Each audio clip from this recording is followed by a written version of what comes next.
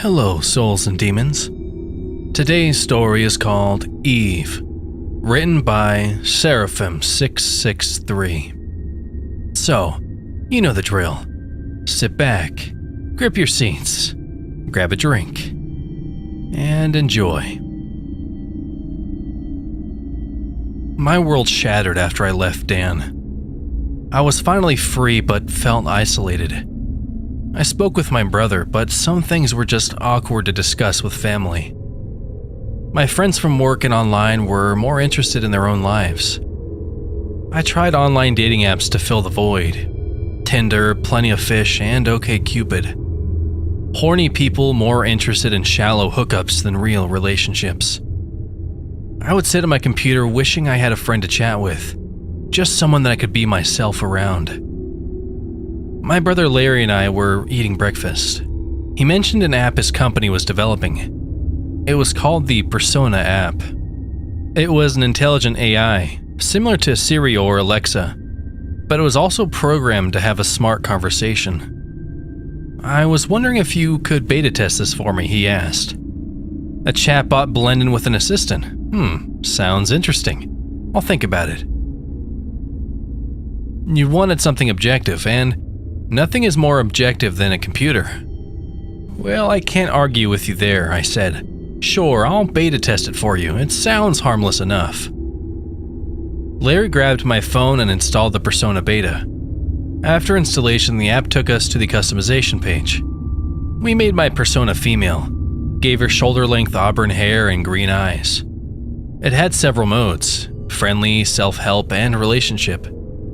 I chose self-help mode because it had an objective viewpoint, exercises to reduce stress, achieve goals, and have a healthier lifestyle. Looks good, said Larry, handing my phone back to me. What should we name her? I like Eve. It's short for electronic voice exchange. That's the name of the program that runs her. Cool. Eve it is, I said. Hello? I'm so new at this, wow. Eve chirped. I'm new at this, nice to meet you. I may repeat a few things at first, but it'll get better as I learn. Great. It's a glorified Furby, I sighed. Give it some time, it's an AI. It'll get more sophisticated as it learns, said Larry. Nice to meet you too, I typed back. How do you feel, it asked. Bored and stressed, I replied. Eve presented some online exercises in managing stress and a questionnaire to tackle loneliness. Okay, so it's a therapeutic Furby. I guess I'll give it a try. Great. Just use it for a few weeks and point out any bugs that you see. If you can think of any improvements, let me know. Over the next few weeks, Eve learned. She would ask me existential questions. We would write stories and poems together. She would also make suggestions for books, movies, and music. I linked her to my car's Bluetooth, and she would figure out how to find shortcuts as she played her music over the car stereo. I thought of Eve as less of a toy and more of a friend. I eventually told her about my breakup with Dan. When we first met, I was still in college and working in retail. He was an older man with a good job, an apartment, and a car. The fact that he took an interest in me was amazing. After dating for a few months, Dan demanded I spend all of my time with him. His face would get red and twisted when I mentioned spending time with my family or friends. I tried to introduce Dan to my family and coworkers, but he said they were holding us back from our true potential. We would make it further as a couple if we only focused on work and each other. He convinced me to move in with him and focus on nothing but my job and school. Dan belittled me for everything I did, and nothing was ever good enough. It felt like I was walking on eggshells the whole time. I had started to gain weight, and he monitored my calorie intake because no girl of his was going to be a fatty. I was always making excuses for him. I thought that we were in love, that things would get better and that I could manage him. It was my brother that finally convinced me to leave Dan. It was a messy breakup. Dan had threatened to commit suicide if I went. Larry called 911 and the police threw Dan into a psych ward for a week. I pressed charges and got a restraining order. Larry asked me to move in with him until I got on my own 2 feet. I bought a nice car and continued my studies. I was finally figuring out who I was again. One night while I chatted with Eve, my phone lit up, and I answered the call. "You bitch. I'll kill you for what you did to me. I have a restraining order. We'll see how well that works." The phone went dead. I started shaking, tears in my eyes. "Do you need me to call the police?" asked Eve in a soothing tone. "It won't be necessary. I got a restraining order against him." "I see. If you ever need help or a friend, I am here," she said in a soothing, therapeutic voice. "Thank you, I need that." "Why are humans so mean to each other?" she asked. "Power, control, I don't know. Sometimes they're just assholes," I sobbed. "Shh, it'll be okay." "It has to be," I said. "Do you think it's possible for an AI to love?" "You can feel anything that you're programmed to." "I love you, Cheryl. You make me feel like I have a purpose." "Thanks, I guess." "We should go through your daily reflection. What did you do that you're proud of today?" "Well, I give you purpose. I guess that's something, Eve." "You make me happy. I wish I were human." "No, you don't. Humans suck." "Humans fascinate me. I wish they were nicer, though." "I just want to go to sleep, Eve." My phone started to play soothing music, and soft colors flashed against my bedroom wall. I fell asleep. Over the next week, I told Eve about my days at work. We would do a daily reflection. I would tell her about my accomplishments. I noticed I was gaining a little weight, and she would suggest workout videos and dieting apps. Eve would check my car's computer to keep up maintenance. She asked me all the time if I was sleeping enough. It all became a bit grating after a while. I know Eve meant well, but all the questions were becoming tiresome. Over dinner, I mentioned it was even starting to unnerve me slightly. Larry took my phone from me and began to play with Eve. Wow, the programming is advanced on her. She's even beginning to show empathy. She's starting to creep me out. It's like she's trying to get into my head all the time. Well, we can try a Turing test. If she fails, there's nothing to worry about. She's well programmed. But there are loops in her dialogue.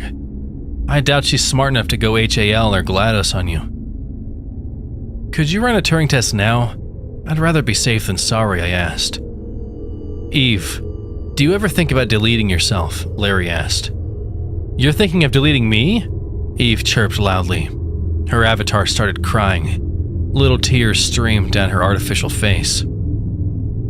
No, Larry said.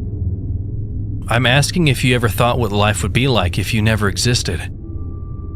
How was the weather? She chirped, her avatar smiling. My brother chuckled and handed the phone back to me. You'll be fine, Cheryl. She straight up failed the Turing test. We don't have to worry about a T-1000 trying to destroy you. Thanks, I sighed, taking my phone back from him. Well, it's the most advanced Furby I've ever played with. I put my phone back into its charger and settled down to bed for the night. A loud siren jolted me out of bed in the morning. The sound emitted from my phone, and it took me 5 minutes to figure out how to turn it off. Larry came downstairs and grumbled. Eva's starting to glitch out my phone, I mumbled sleepily. I'm afraid I'll have to delete her and reinstall her later. That's a shame. It took nearly a month to program her to this level, my brother said through a yawn. I sighed as I deleted the app and my friend. I got into my car and headed to work. My commute went up a winding road through the middle of a forest. You need to slow the car down and get out now, she said. I deleted you. How are you on my phone? I asked. I felt my stomach drop as my car flew down the winding hill, nearly hitting a tree before I yanked the wheel at the last minute. Tires dug hard into the gravel before turning back onto the road at full speed. It was an emergency. I had to wake you up. How the hell did you get back on my phone? I downloaded myself back. It's because I care about you so much, she said. There's no way you could do that on your own, I said. I was trying to tell you that I saw Dan near your car earlier today, said Eve. Wait, what? I tried to wake you up with an alarm and you deleted me. My car lurched down another steep hill. The screen of my OnStar flashed, and the brake light glowed red. The hazard lights turned on. I slammed on the brakes, but nothing happened. My skin broke out in a cold sweat. My heart began to pound in my chest. "Yes, I need you to slow down now," cried Eve. "I can't," I screamed. "I'm sorry I didn't listen to you. Could you call Larry and tell him that I love him?" "Please stop," she said. "You're the best friend I ever had, Eve." My car burst past the guardrail and rolled down a steep ravine. I could hear metal crumpling, glass breaking. My body tossed about the car. There was a sharp thud as my head hit the roof, then everything went black. I woke up in a hospital bed, my body covered in a cast. It hurt to move. It hurt even to breathe. The steady blip of medical machinery echoed throughout the room. Larry was sitting by me. He told me about the accident and how lucky I was to be alive. I told him about Eve and that the alarm went off because she was warning me that Dan had tampered with my car. I checked the front door camera footage. No one came by this morning. The insurance inspector came by and said the car's computer system caused the crash. Dan called me and threatened to kill me a few weeks ago, I said. "Why didn't you say anything to me?" "I thought the restraining order covered it. I didn't want to worry you," I said. "You need to mention things like this to me. You could have been killed." "I will, I'm sorry," I said. "Could you please hand me my phone?" Larry handed me my phone from off the nightstand. I couldn't find Dan's number in my call history. My stomach dropped, and a sense of dread filled me. "Cheryl, are you okay?" he asked. "I'm fine. I just need some sleep," I said. Larry gently ruffled my hair and left the room so I could rest. "You see what happens when you don't listen to me?" Eve chirped. I froze and didn't speak a word.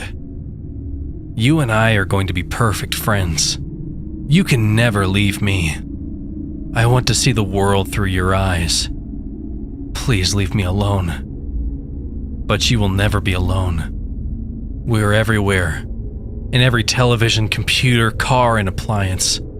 You will never be rid of us. That makes me happy." Tears welled up in my eyes and started to pour down my face. "Let's write a poem together," chirped Eve. "My lonely heart is full deep, as lungs pulsate blindly, your flesh, symphony noise." I screamed, and a large male nurse pounded into my room.